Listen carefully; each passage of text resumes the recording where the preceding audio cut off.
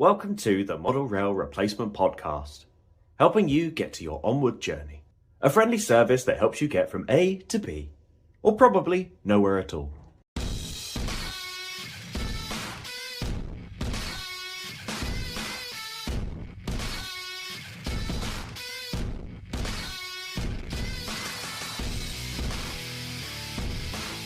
Hello and welcome to the Model Rail Replacement Podcast, or as we like to call it, MERP. It's season 2, episode 6, or if you just like chronological order, it's episode 27. I'm your host, James, and with me is co-host and producer. Sam. Hello, everyone. Hello, Sam. How are we this week? I'm very good. You and I have had nearly a 90-minute discussion before recording, and we both went, we should probably record or we're going to run out of time. I'm very good. I have been running trains, and it has been glorious to be able to just have trains running around. And as I said in the last episode, they are very close to me. So I've actually been very productive doing my work because I've had that sort of clickety-clack of just the model railway going round and round in the background behind me.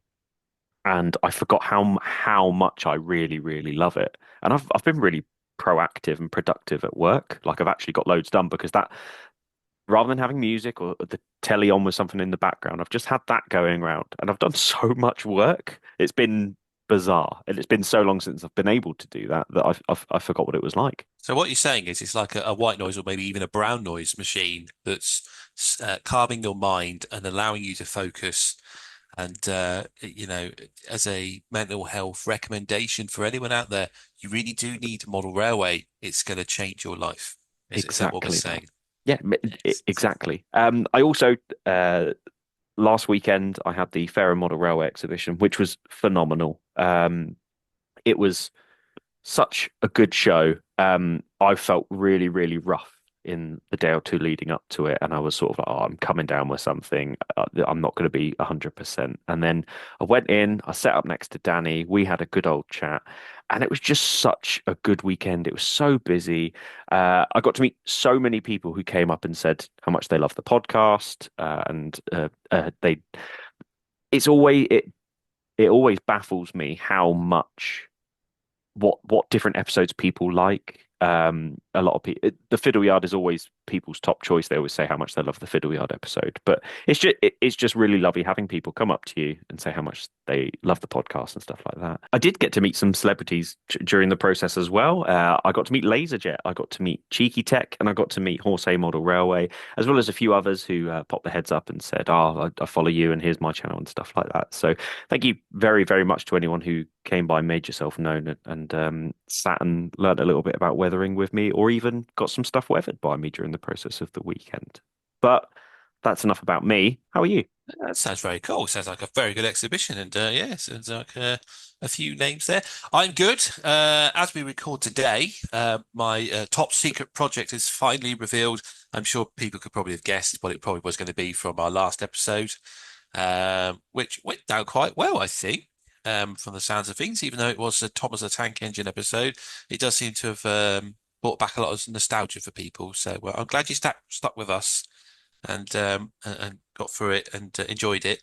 But yeah, so obviously I've released a video of the box file layout that I've been building it's a small N-gauge diorama of lower Sudbury signal box, which was based on the set from the first series of Thomas the Tank Engine and Edward's branch line in the episode Percy Runs Away. So yeah, I've got that done. It's all completed, and then I've given the layout to the boy. So as soon as I finished filming it, I was like, "You want it?" And he's like, "Yeah." So yeah, he's the proud owner of that now. And yeah, so since then, that's kept him distracted while I've been working on his layout for. So we're building a new terminus style layout. I've mentioned it before, but it's an N-gauge layout, and I've been wiring it up. So it's been a bit tedious, but I'm almost there. And I've sort of been building a control panel. I've got an obsession with box files now because I've had two spare box files. So one was for the N-gauge build, and I looked at the other one and went, I could turn that into a control panel. So yeah, I've been building a very useful control panel out of the box file. So yeah, there's an idea for anyone out there. If you're wondering how to build your control panel, just get a nice sturdy box file and use that. Fantastic. That sounds like you've had a good week as well. I can't imagine trying to solder dropper wires onto N gauge track. I'm bad enough at doing it with double O gauge track, let alone trying to do it on N gauge track. So kudos to you for being able to do that. It's yeah, it's not too difficult. I think I usually do it on the rail joiner. That's usually the best place to do it. You're less likely to melt your sleepers that way. That's a little tip there. But yeah, on occasion it has to go on the rail. But I've got better at soldering over the years, probably because of projects I just start, then restart, etc. But yeah, that's us and our pleasantries covered, I suppose. Shall we move on to news? Yes, let's move on to the news. So I'll start with the first bit of news I remember for the week anyway. Bachmann were at the Bygones weekend at the Festiniog Railway, and they had a new product announcement in their Bachmann narrow gauge 009 range. And these are the tin cars coaches. So they are some coaches that were built for the Festiniog Railway in about the 1970s, I believe. And they look very nice. Some very sort of there's a maroon livery and a maroon and cream. They There's look lots. really nice. Until you sort of pre-warned me about them, I didn't realize that they were a thing. I'm going to say, if any sort of heretical person out there wanted to model 009 and have an EMU, this would be a perfect thing to 3D print some fronts for and then repaint it into Network Southeast livery. Yes, but you'll have to be confident because they're not cheap, these coaches. Their recommended retail price is £64.95. I'm sure if you look around, you can get the usual retailer discount. But yeah, I'd have to be confident if I wanted to. But yeah, you probably could. They've got a 153 look about them. So yeah, maybe. But yeah, they look very nice. It's nice, always good to see new models come to the 009 market. Yeah, that's a welcome addition from Bachmann there. Sam, we've got anyone else that's been announcing anything this week? Yes, so as is tradition, James and I tried to hold off as long as possible in case anybody tried to announce anything new. We went, okay, our cutoff point is here. Let's record. Because also we have to make sure that we're able to record, edit the episode, and then get it ready to go out on a Monday morning. As is tradition, we finished recording and Akira Scale announced we've got an announcement coming tomorrow. So they had an announcement of an announcement. Um, and I said to James, and I think this should be something that James and I look at going forward. I said, if it's a loco, we will quickly come back and record and talk about it. If it's not, we'll leave it till the next episode. So the fact that it's waited until the next episode, I can tell you that Akira Scale have announced some new wagons. These are the FCA bin liner wagons. The easiest way I can describe it is they look very much like the cargo wagons that you see moving from the Freightliner areas of Southampton docks and harbour and stuff like that. But they're a beautiful looking prototype, loco. What's the best way to word it really? But I think whilst if you break it down, it doesn't seem bad. I did initially see the price at £130 for the two because you have to buy them in a pack of two. So at minimum, you'll have to have two and then work your way up in even numbers of it. And I did see £130 and I thought, oh, that is quite steep. But if you break it down at £65 a wagon, it's not as bad, but it does it's that sort of playing on the mind kind of thing. What did you think about these? Yeah, so it does. It's that psychological thing of going, oh, that seems a bit steep for some wagons, but like you say, you get two. So actually, it's not as bad. And then you've got your usual Akira scale discounts. So if you're buying five or more, I think it's a 15% discount. It would make them at just over £55 each per wagon if you bought the five or more, where you get 15% off. So it does bring the price down a little bit. So you effectively save if you buy five or more, you're saving £10 per wagon across the board. That does mean that if you're running, I guess, depending on what you'd consider to be a realistic rate, usually for that sort of thing, you're looking for six or more to make it look Yeah, believable. yeah. I think if you're eight, I'd say eight minimum personally, mate, but 10 comfortably, and then these things probably run into around 16 to 18 wagons. Yeah. So Um, you'd have to buy 5 packs to get the probably realistic rate of having 10, yeah, because obviously they come in packs of two. So yeah, having the ten of them, you'd be getting that discount. But then would you be able to fit 10 of these on your average layout? I think I can get it in my fiddle yard. I've got a 10 rake fuel train that I'm looking at with a 70 on the front of it. So yeah, I could definitely get mine, but you're probably looking at that's probably about 8 feet, I reckon, with a loco. So So, it's one of those weird arguments where you do need to buy the packs of two, so you can't have the odd number of nine to make it fit in the fiddle yard. And how many fiddle yards would it be able to fit in to have that realistic rake? But that aside, they do look really nice. yeah, I think they do. Yeah, so these are a brand new tooling. They're from the ground up. They're not like a reused tooling that they've bought from Hattons or something like that, because Hattons have got similar style wagons to the FE8s with their water jetting wagons for the old autumn treatment trains.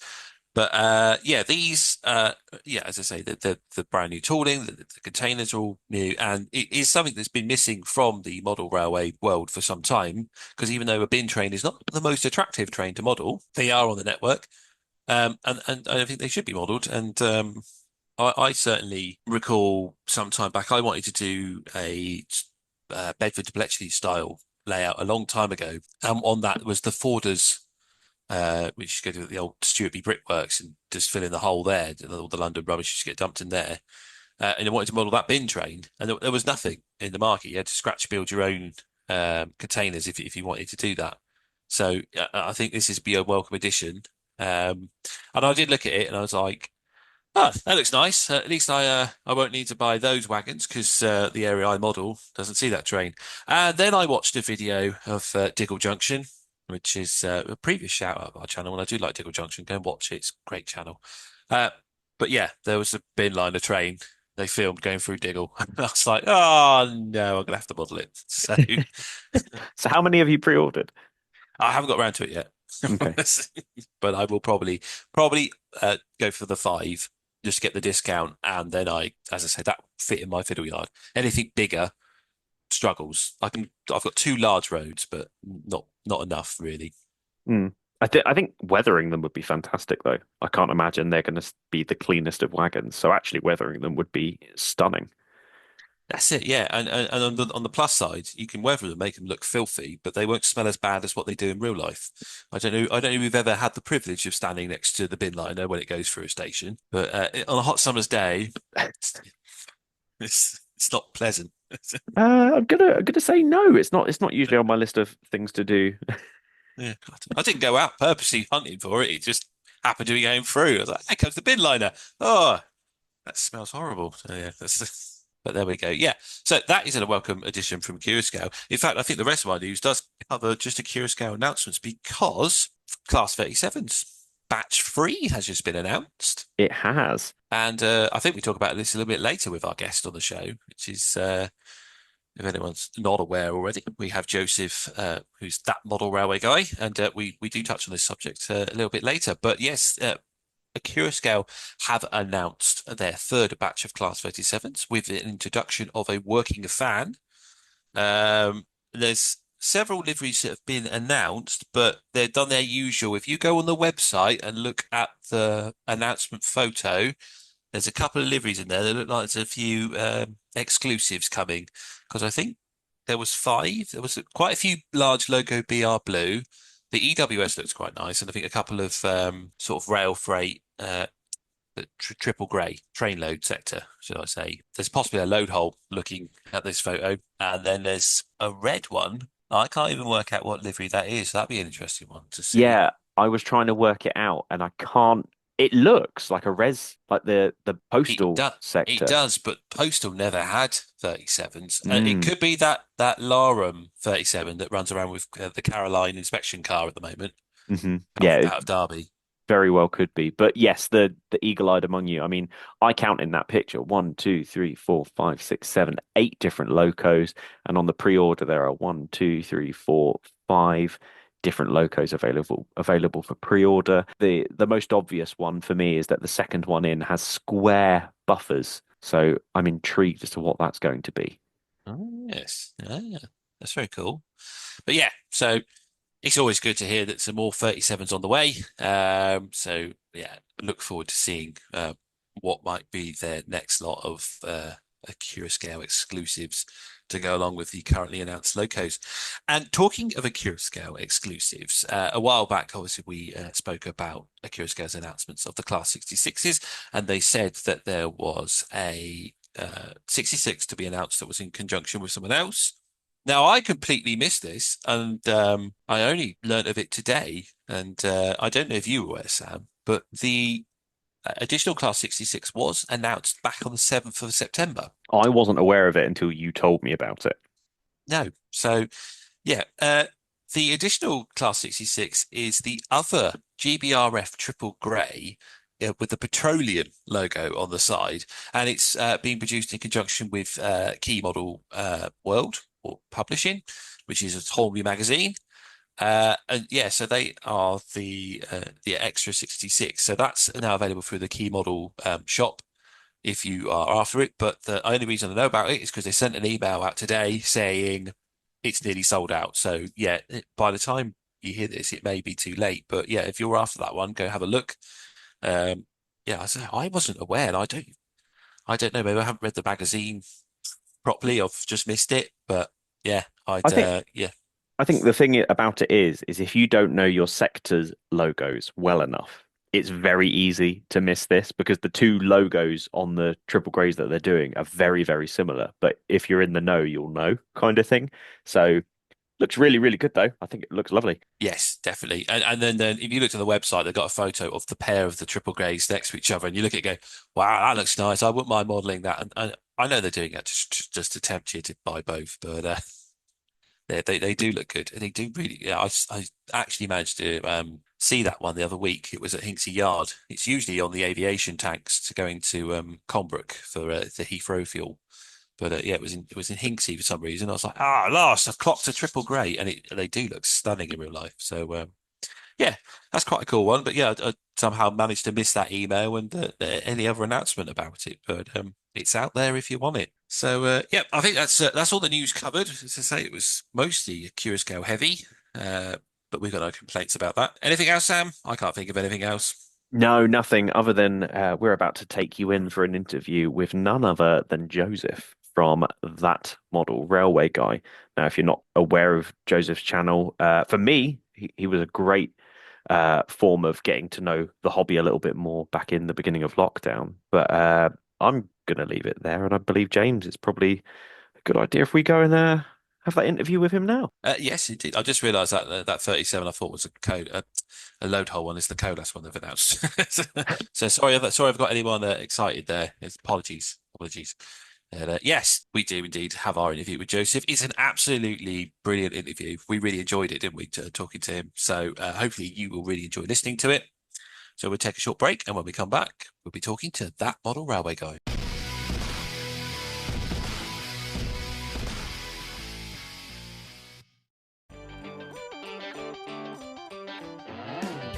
Look at that! You see that there?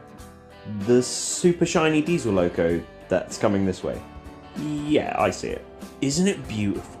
So fresh, so clean, like it's straight out of the box. I mean, yeah, it's nice, but I prefer it to have a used look to it. In an ideal world, that would be nice. But I'm sure the owner doesn't have the confidence, skill or time to undertake such a job. Then why don't they just send it to Emperor's Path? Emperor's Path? Yeah. SBJ has years of experience in model railways and wargaming, the ability to meet your weathering needs, and works with you during the whole process to ensure the project is how you want it, not like it's come through a factory. Come on, that must cost a fortune. Not really. He offers different levels of weathering at really affordable prices. I've got my whole fleet weathered by him. My loco's got the full treatment, whilst my rolling stock just a dusting with the airbrush, and it looks really authentic. I might just get a quote. How do I contact him? You get him on Instagram at emperors_path, by Facebook, Emperor's Path, or emperorspathcontact@gmail.com. Emperor's Path Weathering. If it's not filthy, let's change that.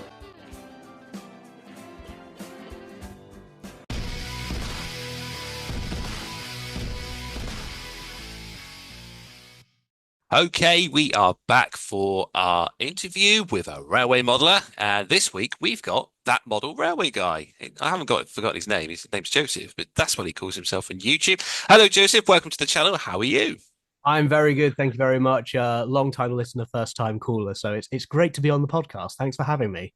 It's been an absolute pleasure. So, yeah, I was really glad when Sam said you were going to come on because we've met in the past and I know we've interacted quite a few times sort of via YouTube and that. So, yeah, I'm like very excited to talk to you and yeah, give you a proper grilling, I suppose.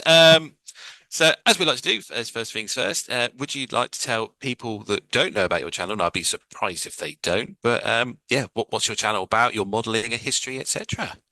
Yeah, so if you didn't already gather, I go by That Model Railway Guy on YouTube and also more recently Instagram as well, sort of starting to build up a nice little following on there as well.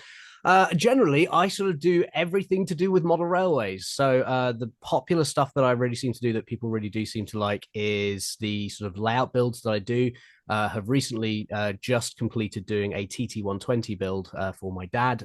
So there's a load of videos where we literally take a bare baseboard and get lay all the track, show everything, all the scenery going down. And the idea is that by the end of however many episodes, it then looks like a complete model railway and you can see every step that goes along the way. So most recently that TT120 layout, I did a double O gauge modular layout.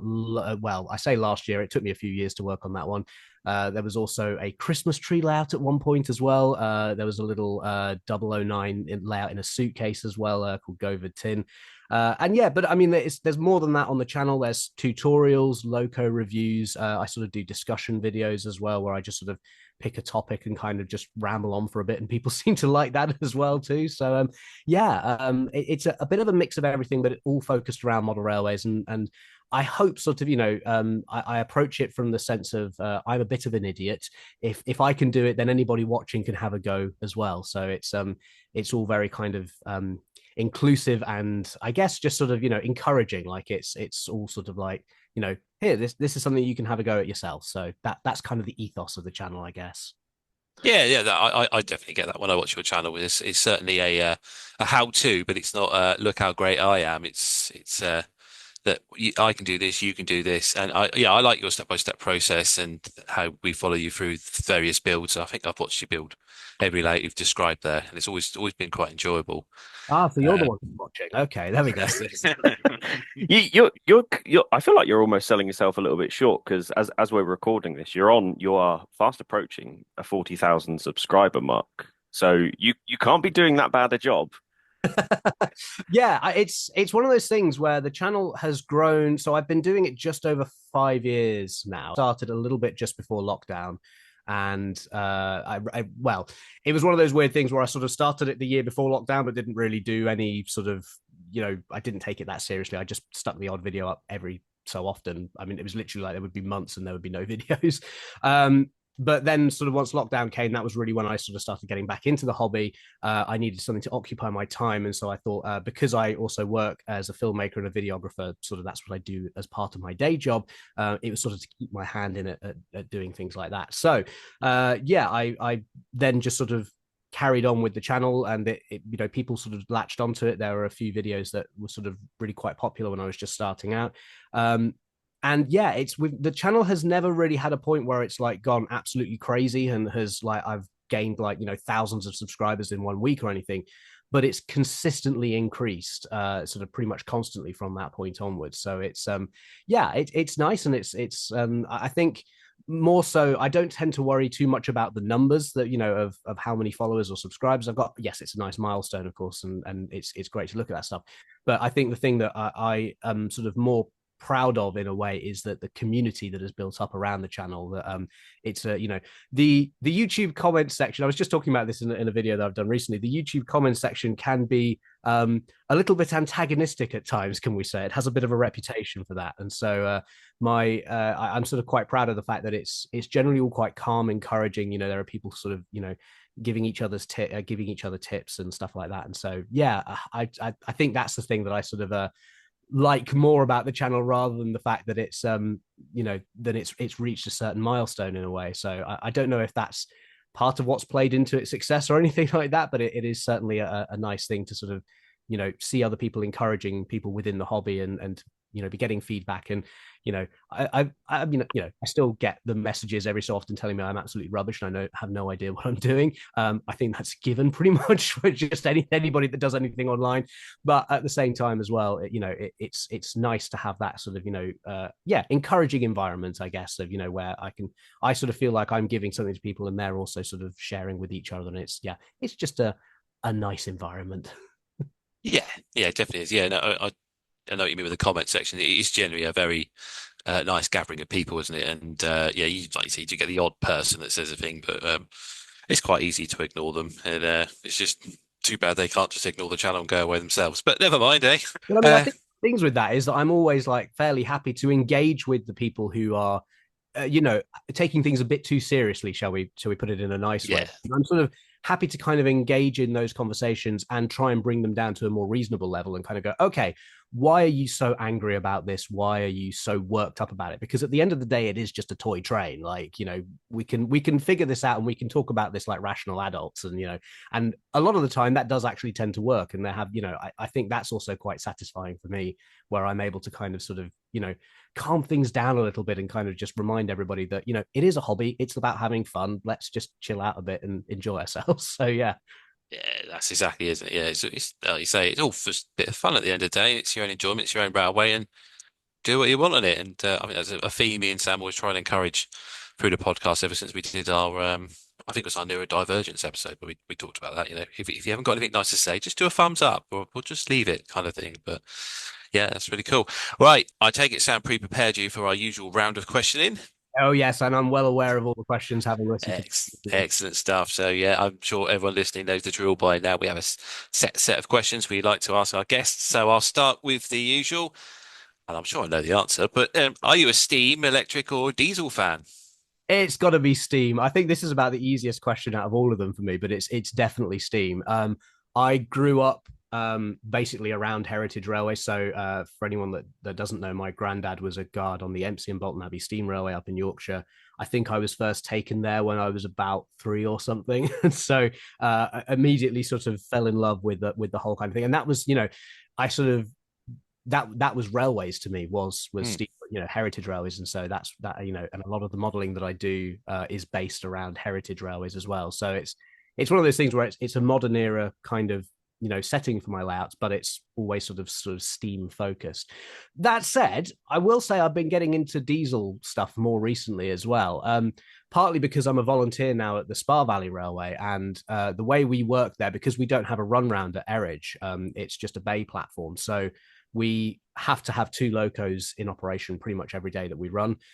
So usually that's a steam engine and then there's a diesel engine. And so it's kind of opened me up to the world of diesel traction and stuff like that. And so, we've got a class 31 there, which is always good fun to have out. We get various visiting diesels as well. We've just had a class 50 visit us as well. So that was good fun.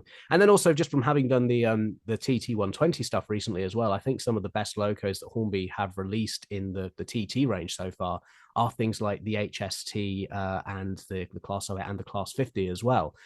So it's it's a kind of a new world to me, and it's not like I'm sort of blinkers on, steam only, everything else is irrelevant. I am actually, I'm sort of starting. I can start to tell different diesels from apart from each other now, which is progress for me, shall we say?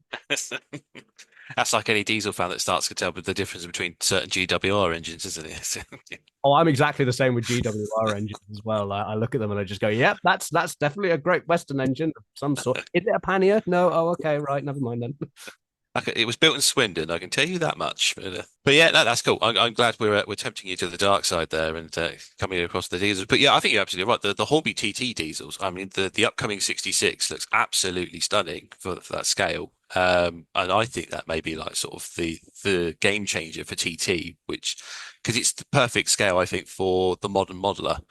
If they want those nice long trains, especially with Revolution approaching with their own wagons as well, it'd be interesting times for it. But yeah, it's good to know that you're being tempted. There's a decent amount of stuff that's actually starting to come through for the modern image stuff with TT. I think it's really all going to start to kind of kick off in the next well, hopefully a few months, like you say, with the release of the Class 66. But I think, gradually, just as the range expands, there is going to be more modern day stuff in there. And like you say, with the Revolution stuff coming through as well, that's exciting to see another manufacturer taking that up and going, oh, we've got some wagons that will work with the Class 66. Yeah, look, we can do these in TT as well. And so I think that's where we'll start to see more manufacturers coming into the TT scale. Right, we totally went off topic there. But yeah, this will happen with me. Once you get me But talking, I won't shut up again. that's fine. That's all good. Everyone likes a nice long interview episode. But the feedback suggests so anyway. So we're all glad for it, and everyone listening will be glad for it. I'm certain. Right then. Now, as you have mentioned, that you have modelled in TT. You've obviously got your OO. You've done 009. Do you have a favourite scale? I did have to think long and hard about this because, like you say, I have done a fair few different scales at this point. I've also got the Garden Railway as well, which is stuff that, and I do also see the benefits of stuff like N gauge and O gauge. But when I came down to it, I eventually just sort of fell back on double O gauge. It's what I grew up with. It's what the vast majority of the stuff that I model in is all double O gauge stuff. At a very close second, it was 009 in there as well, just because I did do that little 009 suitcase layout, and I would love to do more 009 in the future. But I think purely for the moment, just because of the fact that the vast majority of my collection at the moment is 00 gauge, for me, that if you was to say I could only model in one scale ever again, I would have to go for 00 gauge. So yeah, that's what I came down to in the end. This is what I'm really happy about is Joseph has already come in and he knows you have to pick an answer. So thank you. I'm happy about that. I don't have to come in and play good cop, bad cop with you and shine the light in your face. So thank you. Yeah, I'm exactly the same way. Like I'm just whenever I listen to things or whenever I watch things, it's like an interview thing, and a very direct question is asked. I'm always like, just settle on an answer, like even if it's just for them. But yeah, I mean, and on that basis, who knows? It might well be in the future that I suddenly decide to go for O gauge in a really big way. I don't know if I would ever have the space to do that, but it's like you say, it's just an answer for now in a way. Like I could change my mind in the future. That's not unheard of. Model railway people change their minds on things never. Doesn't sound like an idea that'll catch on to me, does it? No, I've never done that. Changed era, scale, region. Yeah, yeah. Yeah. I think OO's it is such a great scale, isn't it? It's so well catered for. Reason, like there's a reason that that's the sort of the standard almost that everyone just sort of gravitates towards. So I've just come off doing a weathering weekend at a show, and one thing I always explain to people because they ask about like what types of gauges do you weather and how do you weather them, and I always say that 00 for me is always the middle ground in the sense that when I'm weathering with N gauge, it's almost not worth a customer's time and money to do oils and airbrush on an N gauge loco. Some people might disagree with that, but then I feel that when you go up to O gauge, you almost have to do oils and airbrush because it's so big and you can see so much of the detail. Whereas 00 has that sort of that mid range where you can do both on it if you so wish to. And I think that's why it's such a great scale to work in from a weathering point of view. But on so many levels, it has that same thing of O gauge is too big for it. N gauge sometimes is too small in some instances, and I feel like 00 allows you to do almost everything within certain reason. Yeah, and it's one of those things as well where, like, every scale has a reason for existing.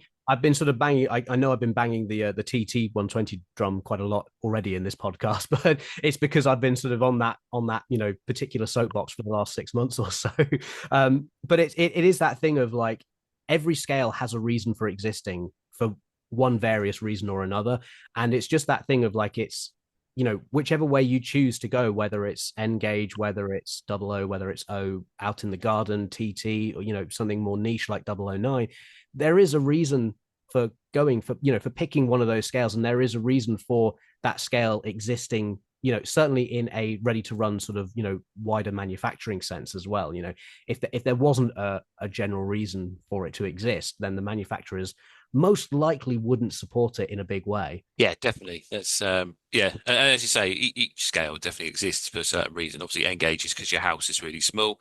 O gauge is historically the gauge that everyone modelled in, and then O gauge is because your eyesight's going. So it's It's all well catered for, isn't it? Right. So OO gauge is the favorite scale, and we'll move on to the next one then. Do you have a favorite loco that you own? Because you've got some very nice engines I've seen in your videos. So yeah, which one is your favorite? Yeah, I do get a bit tempted to just buy a lot of stuff, especially when I don't even really need it. I think we all tend to go down that route every so often, don't we? I think for me though, the big one has to be the Rapido Hunslets. Particularly, they did. So they right. This is a bit of a complicated one because it's actually a loco that I slightly customized. They did Beatrice in the sort of maroon NCB kind of line delivery. But I always remembered Primrose number two being in that livery from when it was at the MC and Bolton Abbey Steam Railway. It was the first loco, first real steam engine I ever saw. Like I said earlier, back when I was, 3 or something at MC. And so I remember being a kid and being like, oh, I really wish someone would make these locos as like, I think at the time I wanted, just like little die cast models of them. But then as I sort of graduated more towards like, you know, the model railway side of things as well. I was like, oh, I really wish someone would do these Hunslets in double O gauge. Had to settle for the Dapple austerity for a long time there, but as soon as Rapido came out with the Hunslets, I was very very happy to see those. I've got far too many of them. They keep bringing out nice liveries, and so I end up with several of them. But the one I'm most pleased with is one that I've customized myself, which was it was Beatrice in the lined maroon that they did, which I've then renamed to Primrose, and I painted the wasp stripes on the buffer beam to make it just sort of a red buffer beam as I remembered it being. Gave it the white buffers as well. I think the only thing I didn't do with it was renumber it because I couldn't find any transfers at the time that were right for it. But that's maybe a project for the future. So as far as sort of like absolute favorite loco, it's one of those things where it's like it ticks all the boxes for me because I love all that industrial stuff. There's small little tank engines. The Hunslets were the first type of engines that I really saw anyway. I think MC had like 2 or 3 of them working there at one point. And like I say, Primrose was the very first engine I ever saw. And it's one that I've sort of customized myself. So it's not just like something you can buy off a shelf. I've done a little bit of work to it as well to kind of make it my own. So that was not only a fun little project, but it was a fun little project that actually worked. So that was quite handy for me. And it looks very nice. And I've put sound in it as well and a stay alive as well. So it's pretty much bomb proof when it gets to exhibitions on the occasion that I do actually end up taking a layout out to a show. So it's yeah, and it's got the Model U figures in there as well. So it's I've really sort of gone all out with it as much as I can.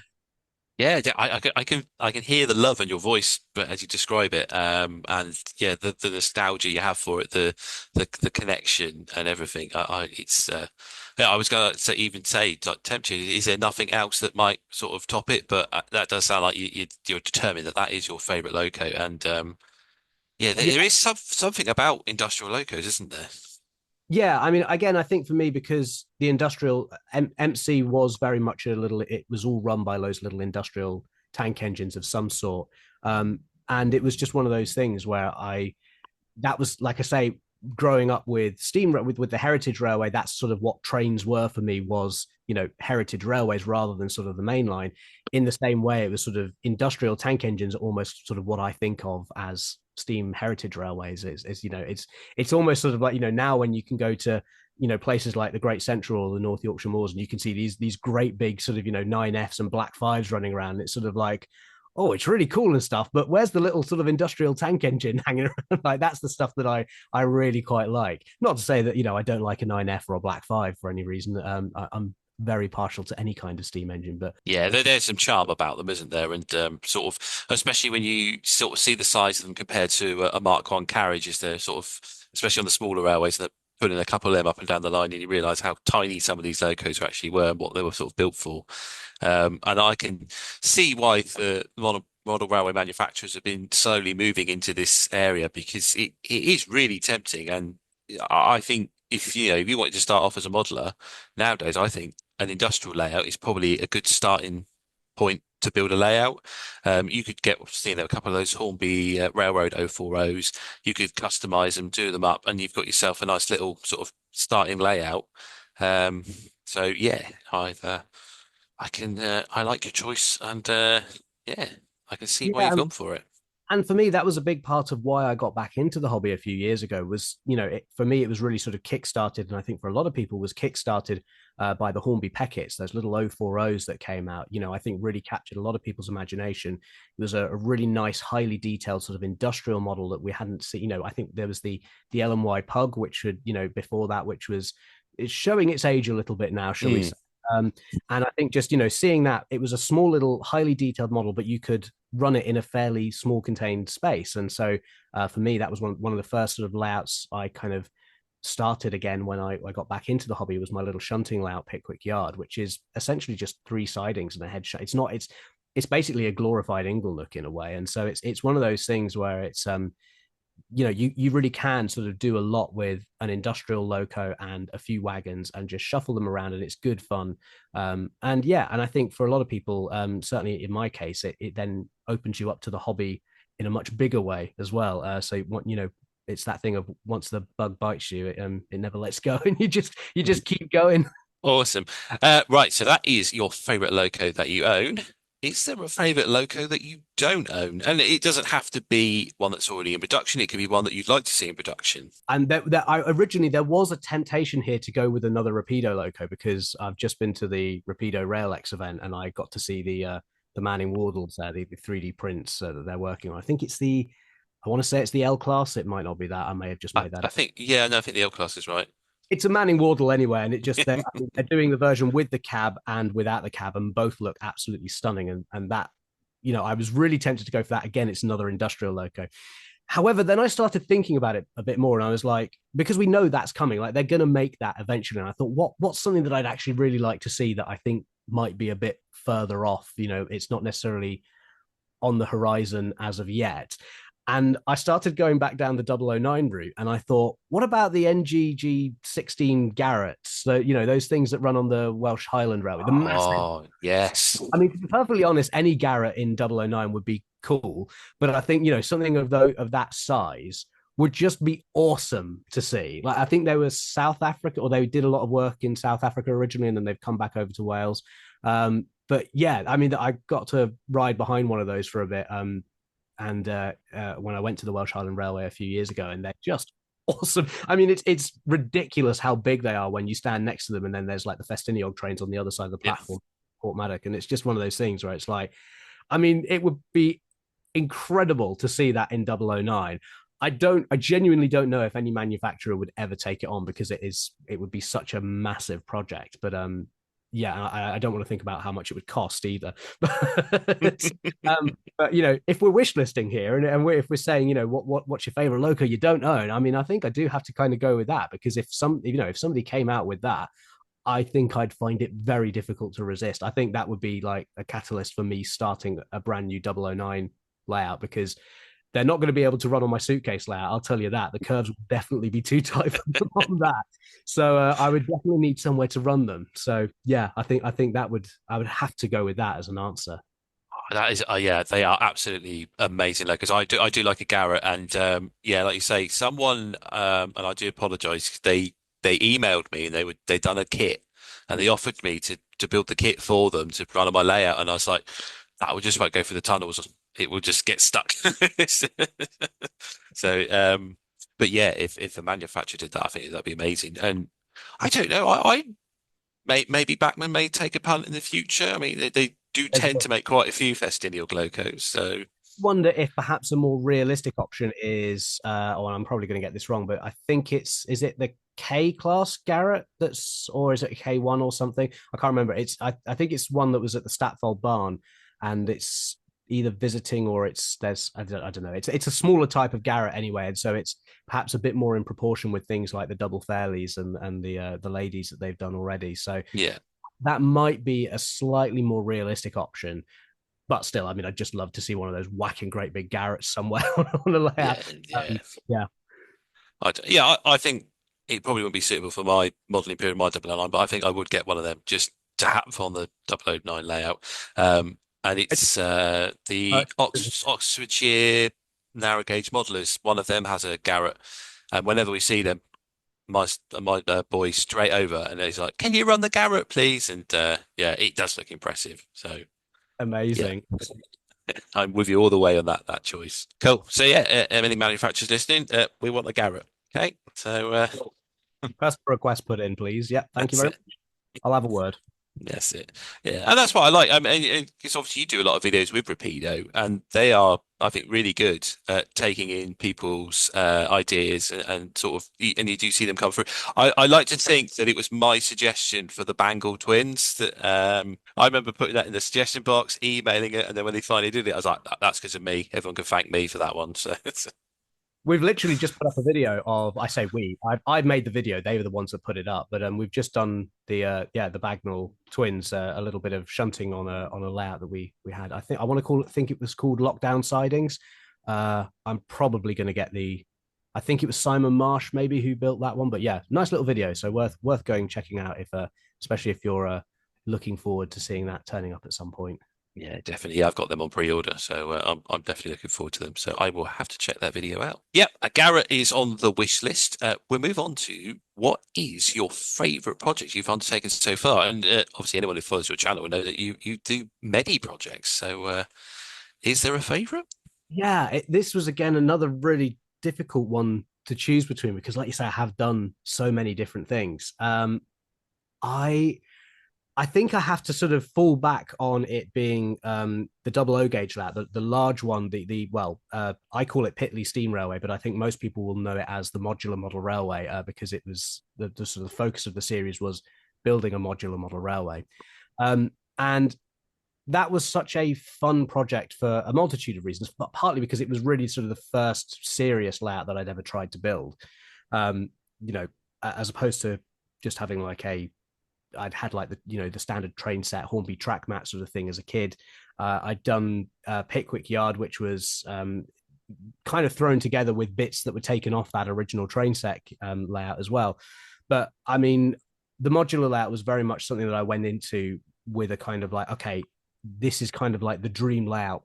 But it was also had certain restrictions because I don't have a permanent space where I'm able to set up these layouts. So everything either has to be very small, or for something like the modular model railway, where I knew I wanted to do something a bit larger, it has to all break down and sort of be able to be stored away because I don't have permanent use of the room. It is a guest room, and so people do come and stay in there from time to time, or it's needed for various other things as well.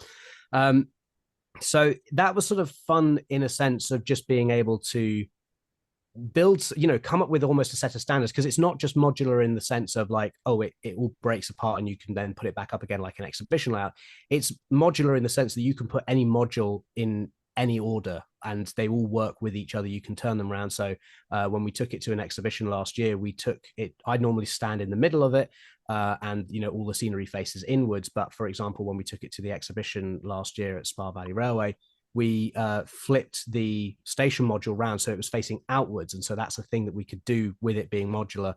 We could change the order of the modules if we wanted. You can substitute that. I mean, it can run as an end-to-end layout, it can run as a full circuit. There's lots of different things with it, but also just because it's like, as I sort of alluded to earlier, it's modeled on a heritage railway, and it's very much sort of my modeled on my experiences of growing up volunteering at the MC and Bolton Abbey Steam Railway. The station sort of plan is kind of a very compressed, kind of flipped version of that, and it bears a few sort of similarities to MC, and also just sort of generally the stuff that I have seen working on the Spa Valley Railway now as a volunteer. I'm a guard there, so there's a lot of sort of stuff that I've seen there and just sort of picked up and then put that into the layout. And so it's both a very sort of personal layout, but also it is just that kind of thing of like, when I started it, I was like, this is the layout that I want to build. If I'm only going to be able to build one layout, then it has to be this. And so but it's also got the advantage of, with it being modular,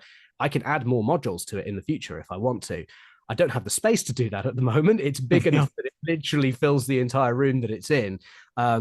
So not much space to expand, but in theory I could build more modules and then put those on, or replace certain modules or whatever. In fact, we did do that for I did do that during part of the build series, where the original modules that I built for the curves were really big and bulky, and they weren't great, to be perfectly honest. They were the first sort of real kind of prototypes almost, I guess, in a way. And it was the first time I'd ever done scenery. They weren't terrible, but they could just be better. And so I then refined the design for when we took it to the exhibition and made them sort of made the curves a bit more streamlined. And the actual baseboards, instead of just being big squares, were sort of like curved sections themselves. So it was one of those things where it was like, it did give me the opportunity to then be sort of like, oh, okay, we can expand this, or we can change things around, or if I'm not quite happy with that, it's not like it's sort of set in stone. You can swap things in and out if you want to. So I think for that reason, it was just a fun project.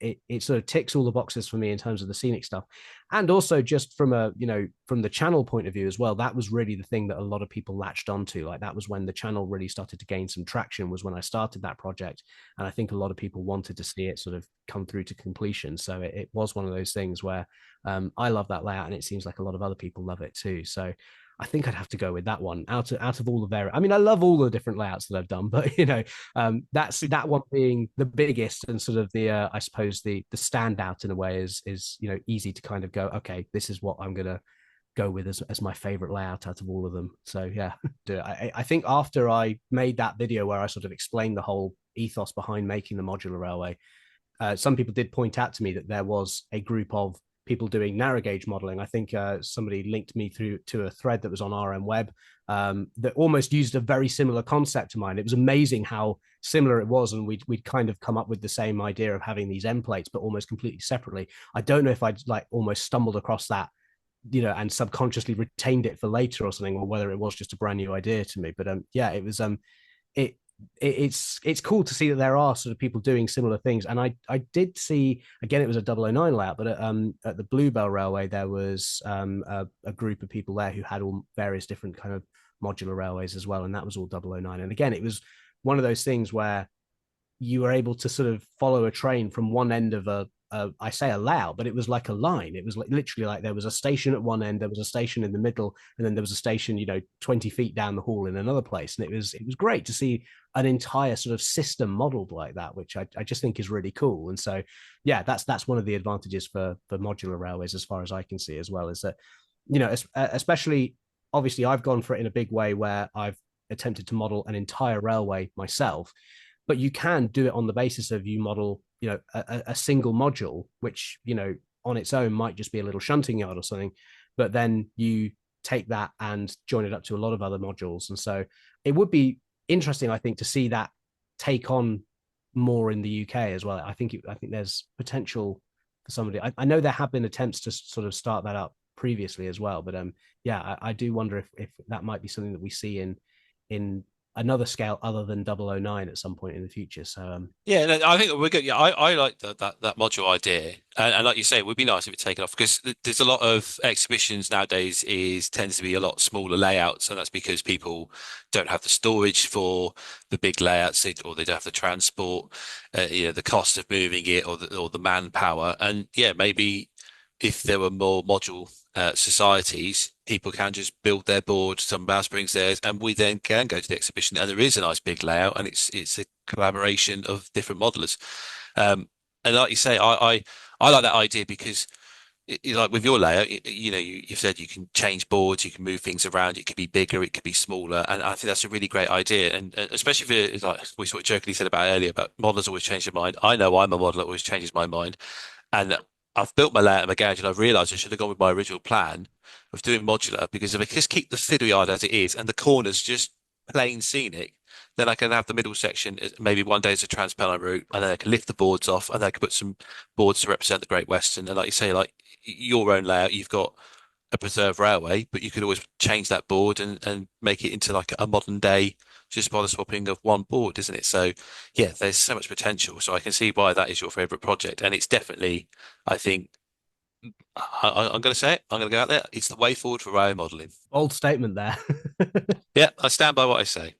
I think you're right. The whole, because I think it was you who suggested that idea to me a couple of years ago, and you talked about it, and you said about how having modules might be a good idea. And I've done the same thing in my loft, maybe not as well as I could have done where I can match them up with other ones, but I've done that. I've done two separate modules for the front display rather than one. So I think it could really, really become a really big thing. It just needs people to start doing it more regularly, I guess. I was just going to say, in addition to that as well, it's also like coming up with a set of standards that everyone can agree on, because I think perhaps where it has fallen down in the past is that some people have gone, I'm going to start up this set of standards and I'm going to do it this way. And for example, I've had people say, why don't you release your set of standards for the way you've done your modular layout? The problem with that is that mine is a single track line, and it's not very useful if you want to be able to do, things like, a double track main line or a 4-track main line or anything like that. So I think it's one of those things where being able to settle on a design or a set of standards in a way is almost, that's kind of where it can fall down a little bit, because so many people want different things from various different railways. And so until I think somebody comes up with like a standard design where it's like, okay, this is what we're going to do for a 4-track main line, this is what we're going to do for a 2-track main line, this is what we're going to do for a branch line, stuff like that, I think then obviously for me doing the single line, it made it very easy because I was just able to center the railway track, and then I can turn the modules around as much as I like. But it is one of those things, I think, where it's getting everybody to agree on the same thing is possibly where it does fall down a little bit, because as seems to be the running theme with this, we railway modelers like to change our minds quite a lot. Indeed, yeah. As I said, I think that's the issue I have, is that my woodwork is okay. It's not brilliant, and I know that if I put some alignment dowels in a piece of wood, there's a good chance it will not line up with any other baseboard apart from the one that it was built next to.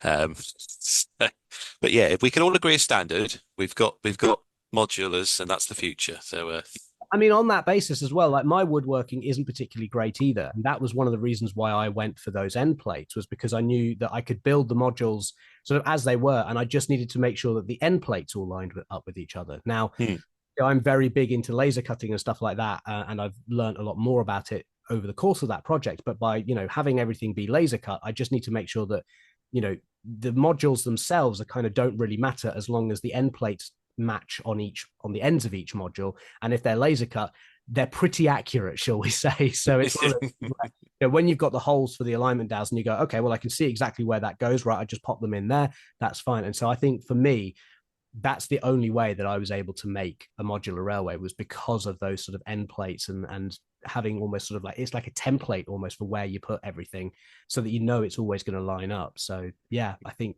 for me, that is really, without that, it wouldn't have been possible as far as I'm concerned, not with the skills that I have. no, but that's good then, because obviously there's a lot of modelers out there, isn't it, that don't have the woodworking skills, and it's usually one of the sort of stumbling points for anyone setting off in that model railway adventure. I've got to build a baseboard, I don't know how to. So it's always nice to hear that you don't have to be a joiner or a carpenter. You can just about bodge your way through, and that there is materials and bits out there to, like say, get you going and build that modular style railway. Of course, and there's also things like there are various companies out there that will make baseboards. Some of them will do modular baseboards for you. And so if you're not, particularly strong at your woodwork, and you want a solid base to be able to put your railway on, yeah, it's going to cost you a little bit more. But at the end of the day, it's a hobby. If that's what you want to spend your money on, then, go for it. If that's going to give you the peace of mind knowing that your layout is going to be built on one of the best bases out there by a company who, does that's what they do, then, you're not sort of any less of a modeler just because you didn't build your baseboards yourself. We all have different strengths that we play into. And so for some people that, may be woodworking and joinery and stuff like that. For other people, that may be track laying. For others, it may just well be making buildings for, a layout. And if it gets you to that point quicker, because you don't have to worry about, spending ages learning how to make the perfect baseboard before you get something that you're happy with, then, go for it. Get a ready-made baseboard, or get a company to work on it for you. And, you pay a bit extra for it. But it's one of those things where it's like, you then don't have to have the stress, and you can get onto the bit that you find fun. Yeah, I think that's a really good shout. And a sound piece of advice for anyone who does want to start building a layout there. Right, we'll ask the question then. What is your next hobby purchase? And we always say it doesn't have to be a logo. As simple as a paintbrush or a bag of scatter. What is on the shopping list? I'm afraid it isn't anything particularly exciting. Actually, it depends on when this podcast goes out, I suppose. right at the moment, I need to buy a servo board. So we recently took the TT layout to an exhibition, and one of the servo boards that controls the uncouplers burnt out over the course of the exhibition. Don't know when, don't know why it happened, but it needs replacing, and so I need to get one of those and swap it out for the one that has burnt itself to pieces, basically. That said, I've just literally, in the process of recording this podcast, had an email saying that I've got a Class 31 from Acura scale on the way. So Oh, that could also be in the running as well. So that is a bit more exciting. And so, yeah, I'm looking forward to that turning up because, yeah, so two opposite ends of the spectrum there. A servo board that I think will cost me £4 and a Class 31 with sound from Acura scale, which is going to cost me considerably more, shall we say. yes. I I didn't don't even know think they'd landed. I So, don't think either of us are mad about you announcing that on this podcast because that's awesome. It's good to know that they're finally hitting the shelves. What livery did you go for out of curiosity? It's the BR Blue one. We've got Sister Dora at the Spa Valley Railway, and it's not Sister Dora, but it's one that's very close in number and look. God, like I said, I'm not great with diesels. I want to say it's 31432, and it's got like the orange cantrell stripe sort of along the top. Again, I'm not great with diesels, so I'm sure there'll be somebody who tells me I'm completely wrong about all this. But it's a BR Blue one. That's I'll go with that. Of course, if that's Akira cool. still are listening and they do fancy doing Sister Dora at any point in the future, let me know because I can sort out a visit if you need that. I'm sure there must be an answer some soon because the day when we're recording, they've just announced another batch, the third batch of Class 37. So it's Yeah. right. So that's your next hobby purchase or purchases. I'm looking forward to the 31 arriving at your doorstep because I assume there'll be a video. Yes, potentially not quite as soon as they come out, just because I still don't have the double O gauge layout set up yet. I've got to move the TT layout into its official home first before I then have the space in order to set up the double O gauge layout and get all that working again. So it might be a while, but a video will come along at some point. So yes. Lovely stuff. Looking forward to it. Cool. Right then. So we sort of have been sort of touching on this subject in regards to saying you might not be brilliant at woodwork, etc., and there might be another part of the hobby you enjoy. What is the part of the hobby that you enjoy? What's your favourite part? This might be a bit of a strange one, but when I say it, it'll probably make a lot of sense. For me, my favorite part of the hobby really is filming and photographing layouts, like sort of being able to make a little video. And that's a big reason of why I started the channel. It wasn't, to try and get internet famous or anything like that. It was literally because I really do genuinely enjoy being able to film something, making it look like it's real, or just putting a little sequence together, like I've done with some of the recent Rapido stuff as well. So I think for me, that really is the sort of the thing that I enjoy, is making the videos, putting them together, especially doing little running sessions, or even just sharing ideas and stuff like that. Like I said earlier on, with being able to show what I'm doing with the channel and kind of put those things, put the videos together where I can go, hey, we started out with a blank baseboard, and then by the end of the day we've got to this point here. That is the stuff that sort of really excites me, is being able to see that project and kind of, it's almost like two creative projects in one, because you're not only working on the sort of creative side of modeling and building a layout of some sort, or building a kit or anything like that, but then there's also the creative side of it as well, of making a video, of filming something, of editing it, writing a script for it. Obviously you guys are both YouTubers as well, you kind of know what goes into the process of it as well. And I think for me it is that sort of being able to put a video together, being able to show trains running. Again, that we're coming up to exhibition season, or we're kind of almost into it at this point anyway. And so being able to go to exhibitions, see all these incredible layouts, and film little sequences where it's like, okay, this, a train comes in, it shuffles some wagons around, it leaves, another one comes in, you can sort of see it all go together. I think for me that's the thing that sort of really excites me. It's not a sort of a typical thing where it's like, oh, I really like doing static grass, or I really like making buildings or something like that. But I think for me, and I like to think it's a reason of why the channel has been so successful, is because I do genuinely just enjoy making the videos. And even if I didn't have the channel, I would still be making videos, and I would still be photographing things and just for my own entertainment. I mean, the amount of stuff that I've made in the past that has never gone anywhere, like it, that, you know, it's incredible. Certainly when I've been to heritage railways as well, I will take hours and hours of footage, and, you know, none of that ever really tends to go anywhere because, you know, people on my channel don't tend to be all that enthusiastic about the real railways. They want to see the small little trains running around. There is the odd video, you know, that comes out every so often. I think there's a few from the NYMR that have come out recently, and I did sort of a series as well when I was roaming around various different heritage railways, sort of getting inspiration for my own heritage railway layout, that I kind of, you know, was then able to use some of that footage and kind of go, hey, look, this is where I've been this week. So I think for me, it is just that thing of being able to film stuff and just I you know, it's not even necessarily about the sharing it. It's just sort of, you know, for me, it's being able to film it and sort of put a little sort of, you know, snapshot of highlights together almost, and then, you know, then getting to share it on the YouTube channel is a nice little bonus as well. But it's, for me, it's one of those things where I'm not too concerned about whether the video performs really, really well. I'm just sort of more about like, did I have fun making it? So that's always what I'm sort of striving towards doing with the channel. Yeah, no, I think you're absolutely right, because as you say, me and Sam are also YouTubers, and we wouldn't make those videos if we didn't enjoy doing it. And I totally understand the pleasure of making that video, of sharing your work, of you know, sort of between the community, of people get to see what you're doing and they get to comment on it, and people, you know, sometimes you get stuck on things and people can give you some really good ideas, a nice bit of advice, and it's definitely, I think, the hardest part with YouTube is keeping up with all the channels, because there's more and more channels sort of out there and appearing. And it's just trying to find the time to watch them all. I think it's the biggest problem. But as you say, it is great fun to make those videos, isn't it? But I'm also the same. I find it very odd that the railway modelers tend to stick to the railway modeler channels, and the train spotters tend to stick to the train spotter channels, but no one ever seems to cross over. Because I've done the same. I've made videos on heritage railways or just a bit of train spotting, and the viewing is just terrible. I don't know why that is, because like, I like trains. I don't know why people just. But there we go. Yeah, it's just that thing. I mean, you kind of, certainly with YouTube as well, you do have to kind of play the game a little bit of like, if you know, oh, okay, these types of videos are successful, these types, you know, don't tend to do as well.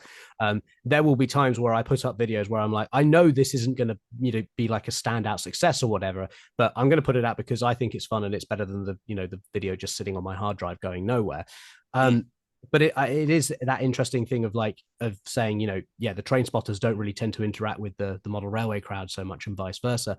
But even within the sort of the model railway crowd as well, you know, people will gravitate. They'll go to certain channels for reviews, and they'll go to certain channels for scratch building, or they'll go to certain channels. Like, I think my channel really is very much sort of known for these layout builds, because even now, like, I haven't even finished the TT videos yet. That the layout is finished, but not all of the videos have been released yet, and I've already got people asking me what the next layout I'm going to build is. And it's like one of those things where it's like, give me a break just for, you know, a month or two, and then I'll figure out what I'm going to do next. But it is that thing of people know that, you know, my channel is where they go to see layouts get built, essentially. Yes, that's cool. I'm glad you said that, because our next question is, if you were to create a new layout, what is the one that you think you'd need on it? Oh, the perfect lead in. Do you know, it's, again, this is another tricky one, because I really didn't know. And I almost want to say, like, my answer is a bit boring for this one, where my sort of gut instinct is just to kind of go, well, I just want to have a station of some sort on it. But I think actually it's a sort of a slightly, it's not quite as easy as that. I think really what, for me, I need to have on a layout is a focal point of some sort that allows you to have some sort of operational interest. So a station is the obvious kind of thing with that, where it's like sort of saying, okay, well, you know, you can have trains past, you can have some shunting into a goods yard or whatever. But it doesn't necessarily need to be that. It could just be, you know, something like an Inglenook shunting puzzle, where you've got a reason for the layout existing, where there's, you know, there's some sort of focal point, there's some sort of operational interest. I think for me, the layouts that don't really work for me are the ones where it's just like big long stretches of double track, where, you know, stuff like, not to say that it's not a great layout, of course, but for example, the Making Tracks layouts that Pete Waterman does, the early ones where there wasn't really a station on there, it was just essentially great big long stretches of track, incredible, amazing stuff. And it's, you know, I don't think we're ever going to see anybody attempt to do anything on that sort of scale again, at least not for a long time. But for me, those sorts of layouts, just seeing trains whizzing past, don't actually tend to do it for me. And I think this possibly plays back into my sort of love of industrial stuff as well, is that, I would much rather see a little small goods yard or a little industrial yard where some wagons are being shuffled backwards and forwards, or a little station where trains have got to pass on a branch line because, it's a single track beyond that. And so I think for me, it's not necessarily just about sort of like, oh, there has to be a station, or there has to be, a goods yard, or there has to be a tunnel or something like that. It is much more just kind of going, has to be some sort of focal point that allows for operational interest, which is sort of a bit of a vague and also a slightly specific answer at the same time. So I'm not really sure if that actually answers your question. I think you're absolutely right, and it reminds me, and I'll be bigging up Sam here, but Sam's obviously been releasing videos on Instagram, and obviously he's got one on YouTube now of the bridge on his layout, and he sent me a few previews before actually posting, and I think I could have watched videos of that trains just passing over that bridge for hours. The sound that you get off it and the vision of it, like you say, it was that focal point, that interest that, yeah, I can see why you've gone for this. This looks really cool. So yeah, it's definitely, I can think of one exception to the rule of a layout on the exhibitions that I really like that doesn't really have that focal point. It's Chilcompton Tunnel, but that's just because I love Somerset and Dorset. Yes. No, I can see what you mean with that one. Yeah, but I think it's not really just clearly about just having trains passing by. I think it's that thing of like, if you do have a focal point of some sort, like, it's so much more interesting to see trains passing by if it is on something like a bridge or a viaduct, or if they're coming blasting out of a tunnel or something like that. So I think it is just that something that just captures you and sort of goes, oh, okay, this is a point I can focus on. Otherwise, it just sort of turns in, for me at least, and this won't obviously be the case for everybody, but for me, it is just that, if it just turns into some tracks with grass either side of it and just trains whizzing by, that for me doesn't sort of really capture my interest all that much. I would prefer to see some sort of like, yeah, like you've done, having that bridge or having just sort of a feature of some sort to allow, I think can really make a big difference. And for me, that's, I don't just sort of, when I'm designing various layouts, I don't just go into things sort of going, oh, I'm going to, just build a layout and I'll just figure it out as I go along. For me, it's generally, I work it around a feature. So I will go, okay, well, the layout's got to have this in some sort of way.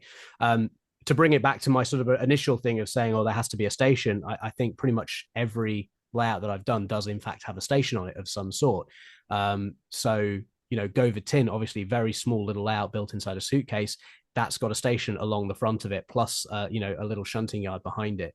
The Christmas tree layout that I did, that is literally just a radius one circular track, there is at least a platform, like a little halt on there where you can stop trains. And it's just that, even if it doesn't necessarily add any sort of operational interest, you can at least stop trains, pause them there for a moment before carrying on.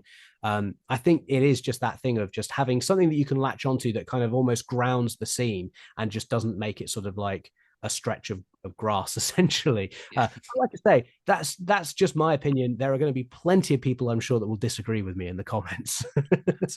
But that's what makes the hobby so wonderful, isn't it? Because everyone's got a different idea of what they like and what they want to see, and it's. I'm trying to think of that phrase of everyone being different. I don't know what we're going to bother because that thing of like, if you ask 10 modelers for their opinion on something, you'll get 15 answers. Yeah, so on those lines, different strokes for different folks. I think that's what I was sort of going for. Yeah, it is nice to have a focal point on the layout, and like you say, I'm sure there are modelers and people out there that do like watching trains just whiz by through the scenery. But when there's that point of interest, I think that's what brings you in, doesn't it? And it fires up the imagination. What is the one hobby item you'd encourage everyone to buy? Again, this is kind of a tricky one because I try not to use too many tools on the channel that I'm sort of, I know I do a lot of laser cutting stuff, and my initial sort of thought was, oh, everyone should have a laser cutter. Obviously, that's not a realistic answer because not everyone is going to be able to have space for a laser cutter. Not everybody is going to be able to afford it. Not everybody's going to need it either. It's one of those things where it's like, that's a particular interest of mine, which I find fun, but it's not really a vital thing for the hobby. So I sort of looked at the opposite end of the spectrum, and I thought, actually, the thing that I use on a daily basis when I'm modeling most of all is a humble set of tweezers Literally, that's it. If you don't have a set of tweezers, get some. They will change your life, honestly. Because I used to do a lot of stuff without it and just doing things with my fingers, and I've got quite fat fingers. If anyone's seen me on the channel, they'll know, because there's often quite big close-ups of my fat fingers. But tweezers do really make a big difference, and I think for me they've certainly changed my life. So they're like £1 or £2 or something like that. Just get yourself a pair of tweezers; they will change your life. And your modeling, Yes. hopefully, as well. Yeah, I totally agree. I can't remember what episode we were talking about. Maybe Ms. Sam was just talking about it in general, but I'm sure I mentioned I'd lost my really good pair of tweezers, and my God, I didn't realize how much I needed them until I couldn't find the damn things. You're right. Yeah, they are a brilliant tool, and yeah, the most precision ones you can get is always a good set to have in your toolbox. Right. We are now on to favorite exhibition and layout. So when we say layout, it doesn't have to be one that's seen at an exhibition. It can be one that you've seen on YouTube. It can be one in one of the magazines, or just one that you've seen that isn't out there. A relative may have had it or something like that. Well, to start off with the initial part first and say the favorite exhibition, I do have to give a little bit of a shout out to the Spa Valley Railway exhibition that happens every year. I will admit full bias. I am involved, obviously, with the Spa Valley Railway and with the exhibition itself in a very small way. I do try to take a layout there every year. But it is one of those things where I think, because I do take a layout there every year, and usually it's the only exhibition I do a year. It's a great opportunity for me to actually meet people from the channel in real life, where they know they can come along and see the layout that they've seen. We like I said, it was in September, so we've just done the most recent one now. It was just so nice to have so many people come along and see the TT layout that they've seen go from essentially bare baseboard to a finished layout. And to be able to chat with everybody. I literally, by halfway through on the Saturday, I lost my voice completely. It was incredible, but the amount of people that just wanted to come and talk about the layout and talk about the channel and talk about the hobby in general, and talk about TT as well, because for a lot of people it was the first time they'd seen that layout. And of course, it's not just about me. There are loads of incredible layouts that stand way above my own, and it's really impressive. We do it in the engine shed as well, so it's a really nice environment to be around. Admittedly, though, that I am a little bit biased towards that particular show, because I am involved with it. I would also say, as an honourable mention as well, that I've been visiting the London Festival of Railway Modelling at Ali Pali pretty much, well, certainly every year for the last few years. I think it was one of the first exhibitions I went to as a kid as well, and so that was sort of when I didn't really know, or my parents didn't really know about the sort of the smaller, kind of more local exhibitions that exist. That it was just sort of like, oh, there's this big one in London, and so I went to that a few times, and that's, for me, has kind of been like one of the big standout shows that I always enjoy going to. There's always great stuff to see there, and now especially it's great to be able to catch up with the manufacturers, with people who recognize me from the channel. Certainly this last year, this sounds a bit like a humble brag, but it's actually getting a bit difficult for me to go to the larger exhibitions now, because I don't actually get to walk around and enjoy the show all that much, because there's everybody sort of, well, not everybody, but they'll often be people who want to chat to me, and it's sort of what they think is a quick sort of 5-minute chat with me is great and fine, and then I'll literally take 2 steps and someone else will want a 5-minute chat with me as well, and so that becomes my entire day. But at the same time, like, I am more than happy to chat until the cows come home, which I think from this episode is probably fairly obvious by now. Yes, that's cool. Yeah, the Ali Pali show is a very cool show. It is my biggest gripe is how difficult it is to get across London from the west side, especially when they close the tube.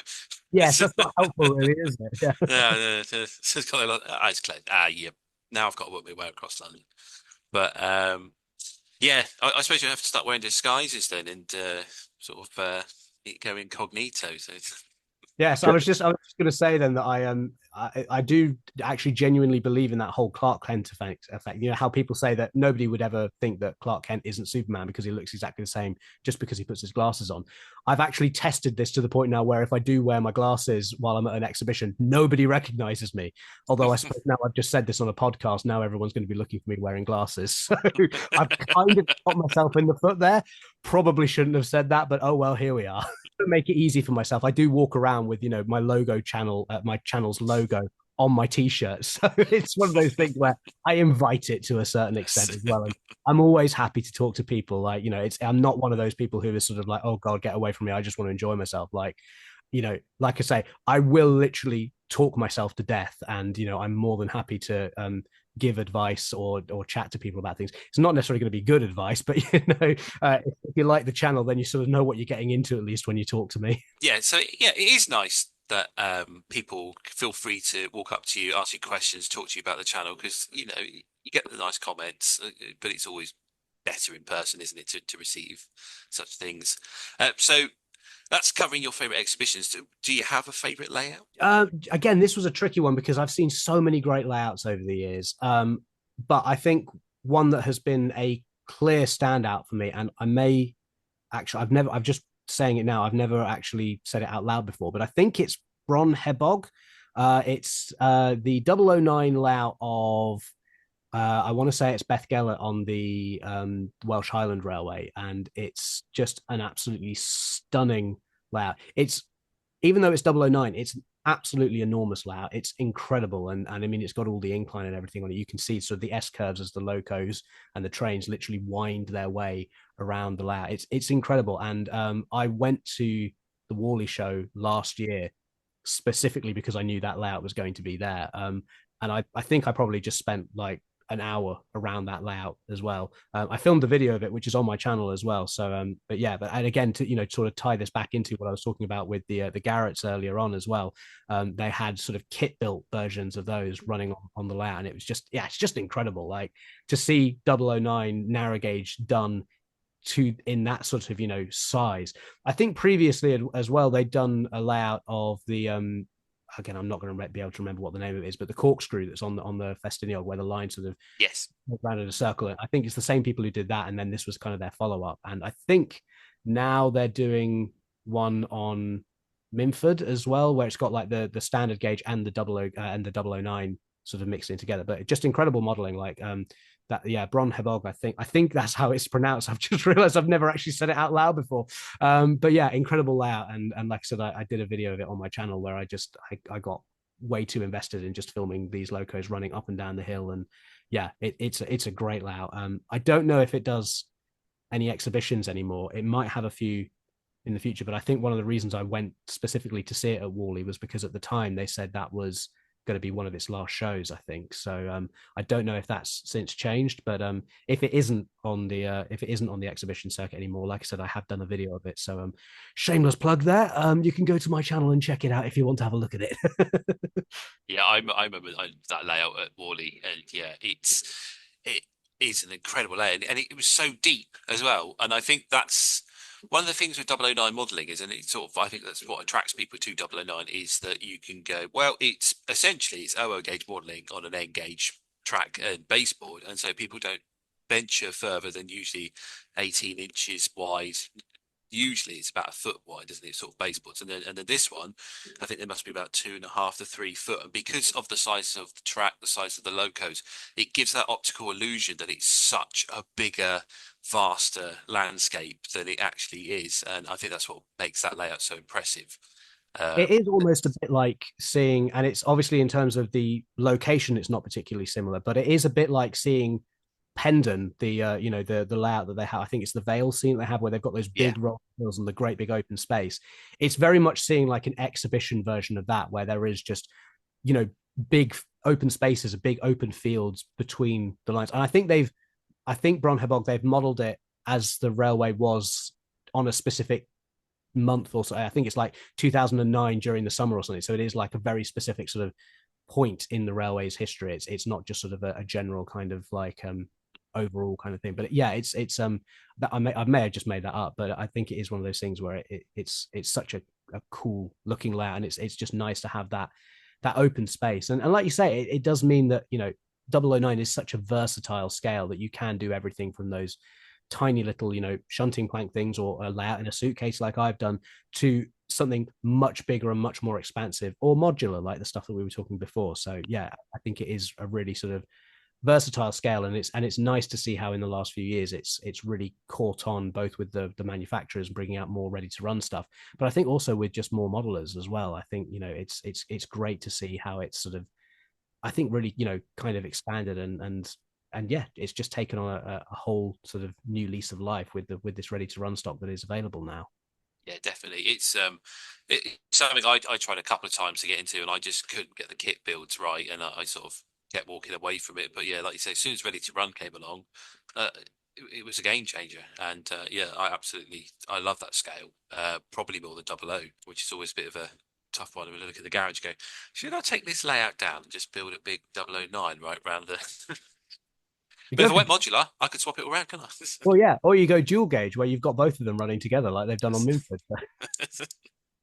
I could. My only problem is because someone suggested that I did a video the other week. And I was like, oh, you could do dual gauge. I was like, yeah, but the problem is my narrow gauge is 1930s Wales, and my OO gauge is 2020s TransPennine. So Rule one, James. Rule one. yes. Anyway, we're not here to talk about me. We're here to talk about you. And we have one final question, and I've got to say it's been an absolute pleasure talking to you. We definitely will invite you back on the show. We'll have to think of some new questions first, but I know I definitely would look forward to talking to you again. Hey, absolutely, anytime. It's been a pleasure, really, honestly, guys. Awesome. Yeah, I've really enjoyed this, and I'm sure Sam has too. So we'll go for our final question. Is what's your favorite resource? And obviously, when we first started this, we just go, is it YouTube? Is it Instagram? And then people kept throwing curveball after curveball at us. So now we just expect the most unexpected answer. So what have you got to surprise us? Well, originally I thought I was going to be very boring and just go with YouTube, but actually, and I sort of said this a little bit earlier on. I did when I was building my sort of heritage railway style layout last year. I did a sort of a trip round various heritage railways in order to get some inspiration. And I actually think, and I'm going to sort of phrase this in the sense of looking at it from a heritage railway point of view, but I think, just getting out into the real world and looking at real railways, whether that's a heritage railway or not, there are so many little things that you can pick up for inspiration that you just would never think of. I mean, certainly for me, it was things like just in heritage railway yards, just random oil drums just put somewhere, or like bits of sort of clutter and stuff like that, various like piles of rags or something they use. I think it's that thing of like, especially if you're modeling, a steam railway where obviously steam traction isn't the predominant form of traction anymore, but you can go to a heritage railway and see, how it's actually being kept alive and how it's being kept working. Sort of almost boots on the ground kind of thing, where yes, it's great to look through books, it's great to look at sort of old footage and sort of, stuff that is from the archives almost. But I think seeing people doing it and actually, almost not necessarily the compromises that you have to make, but just what it takes to actually keep a steam railway or a steam locomotive operating on a day-to-day basis. I think that's something that you can kind of only really experience when you're there in person.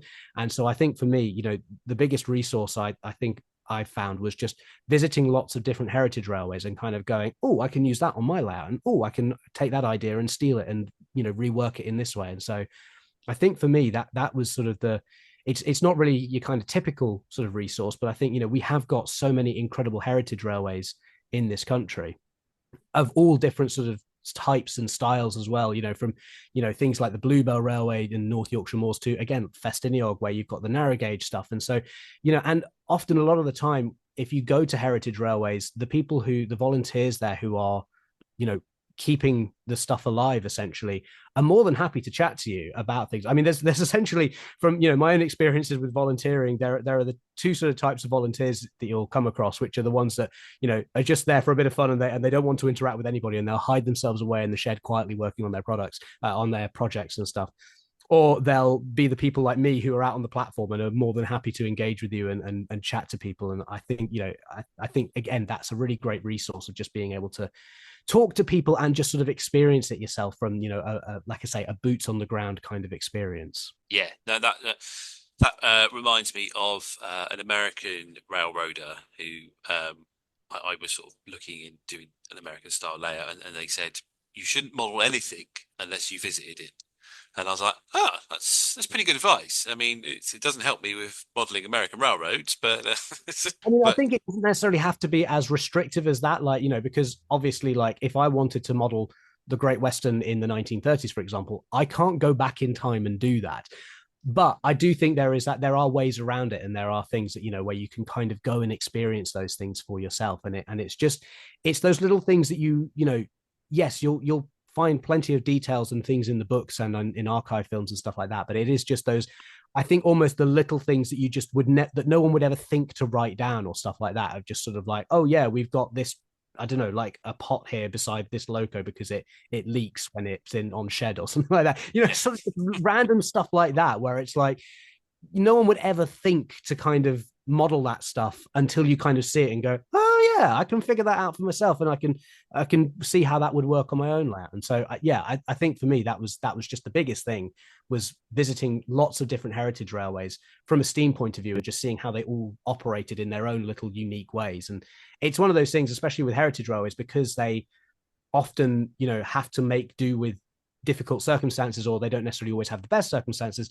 Like I said earlier on in the podcast, we've got Spa Valley Railway. Erridge doesn't have a run round loop, so we have to have multiple locos in steam so that we use the bay platform to swap the locos over.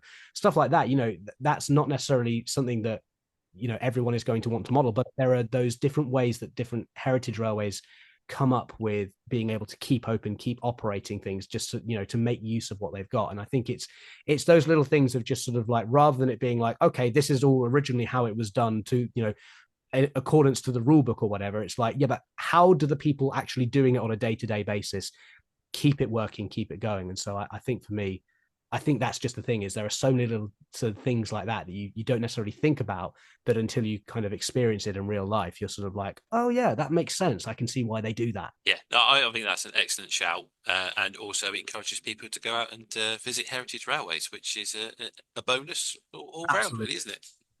Well, Joseph, that's all the questions we have for you. And as I said, it's been an absolute delight talking to you, and I'm sure people listening to the podcast have absolutely enjoyed it as well. Absolutely. Thank you so much, guys. It's been a pleasure. We are going to take a short break and come back with our usual social media shout outs.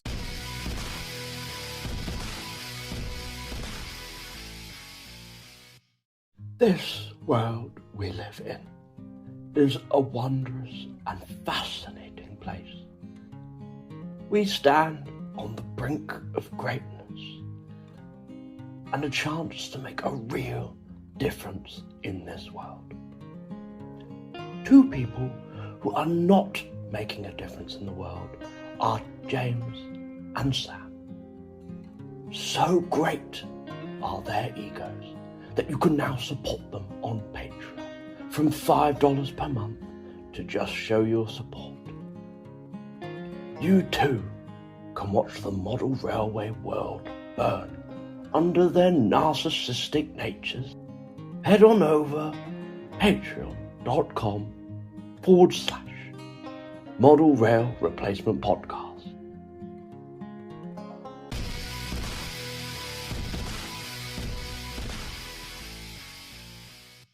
Right there. So we're back for our social media shout outs, and that was our interview with Joseph for that model railway guy. And got to thank him so much for coming on the show. Absolute pleasure to talk to him. And I hope you at home have enjoyed listening to interview. It's a nice long one, but as we say, we know you guys love a nice long interview, so we'll have to have him back, won't we, Sam? Yeah, he was so fun to talk to. There's certain parts of the interview that won't make it to your ears, but you know what? That's nice for me and James to know bits and bobs. But Joseph, if you're listening, thank you very, very much for coming on. It was an absolute pleasure to sit and talk to you. And we could have spoken for hours and hours more. Yeah, I've really been thinking about that module idea, especially since talking to Joseph. I'm going to go back and watch some of his videos now, and his earlier ones, to sort of remind myself how he built his layout, and I may adapt my own designs to follow that. So yeah, thank you, Joseph. Right then, Sam, shall we do our social media shout outs, unless we've got any exhibitions to shout out this week? Have you got anything?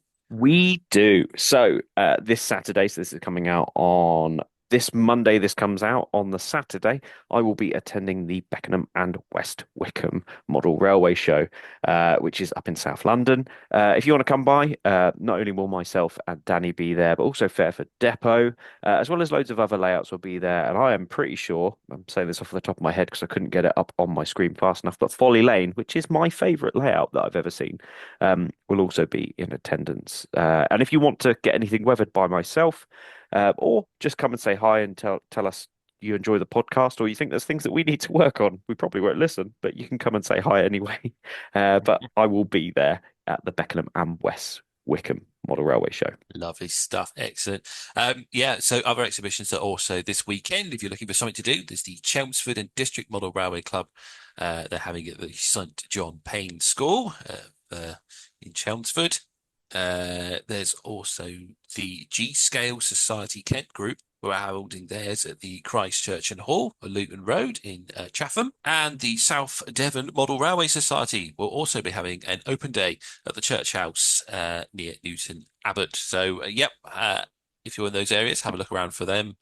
Oh, no, I'll tell them there's a few more to sort of announce. So the Orpington and District Model Railway Society, there will be at Pratt's Bottom in Orpington, Kent, at the Village Hall. And a great name place, that one, isn't it? Pratt's Bottom. I do quite like that. The Heart of England Narrow Gauge Modelers are also meeting on Saturday the 19th, and they are in the 22nd Rugby Scout Hut in Rugby. And the West Sussex Engage Model Railway Society's annual show is at the Shoreham Baptist Church at Shoreham by Sea. So, that's just a few of the shows going on this weekend. I've even seen one near me, actually. It's Whitney Model Railway Collector Club at the St. Parish Church in Whitney. So maybe I'll venture over to that one. But anyway, those are a few of the shows for this weekend. So, if you want something to do, there's a few suggestions there. Otherwise, shall we do our social media shout-outs? Yes, let's. So, James, do you want to go first this week, or shall I? I can go first, providing my phone unlocks in time, and it has done indeed. So I can tell you that this week my shout out is, and I'm not sure if I mentioned this on the show, and I couldn't remember the name of the video, but it's called BBM 1930s. So that's Bravo, Bravo, Mike 1930s. Now this is a German layout. But it's all subtitled, so don't worry if you don't sprechen Sie Deutsch. And this is some of the most finest railway modelling I think I've ever seen. There was a video I watched, and he showed you how he made his ballast, and he'd taken photos of the real life one, and he'd taken all different blends of ballast and had done different test samples until he got it an exact match. And I mean exact match, like you couldn't tell the difference. And I forgot to like the video and save the video, and it disappeared. And I was gutted because I was like, I really wanted that video just to sort of get the hints and tips again. But YouTube very kindly popped it back up on the algorithm for me. And I was like watching, going, oh, this is the video, this is the one. So I recommend watching this because the modelling is absolutely stunning. So it's as I say, BBM 1930s. Excellent. I've had a quick look. The thumbnails themselves are phenomenal, so I look forward to giving that a watch. Yeah, please do. Yeah, it's an absolutely brilliant channel. And as I say, it is subtitled, so it's all catered for. Sam, what about yours? So for myself this week, I have got Double O Bill. If you don't know the channel, it's another one of those channels that I found during lockdown, and I find it quite a charming channel.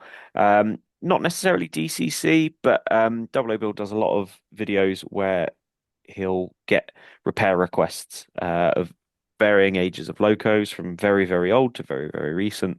And he'll service them, show you how to, and stuff like that. And I always find it quite interesting to watch. He does have a really nice looking layout as well. His previous layout that he did start in lockdown got dismantled, and he redid it, and his new layout just looks phenomenal as well. So Double O Bill, I recommend giving it a watch. Excellent stuff. Okay, cool. Right then. Well, that just leads us to sign out at the end of the show. Sam, people really should know by now. I don't know why we keep doing it, but you know what?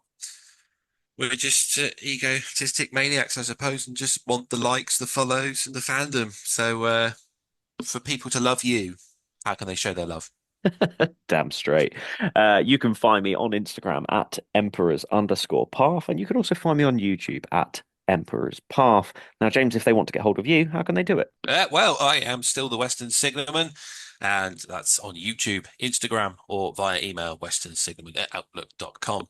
But as I always like to remind you, the Model Rail Replacement Podcast does have its own Instagram page. You can find us as the Model Rail Replacement Podcast, or if you want to email us about anything, ideas coming on the show, exhibitions you'd like us to announce, etc., then just drop us an email, modelrailrp, that's Romeo Papa, @outlook.com. So that's it for this show.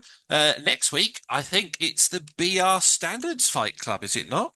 I believe it is. You know what? I'd completely forgotten about that, which makes me Yes, me worry too. even more. Yes, yes. I looked at the lineup last night for our episodes, and I went, I've not done any research. So yes. Now, as we did mention in our interview with Joseph, unless Sam cut it out, we are changing the rules a little bit. Sam is doing his own research. So this could be quite an interesting episode, but that's all next week on the Model Rail Replacement Podcast. As for this week, I sign off and say, hopefully we've been entertaining, informative, and have replaced your model railway, if only just for a little bit.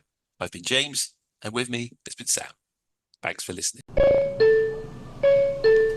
This service terminates here. Please ensure you take all of your personal belongings with you.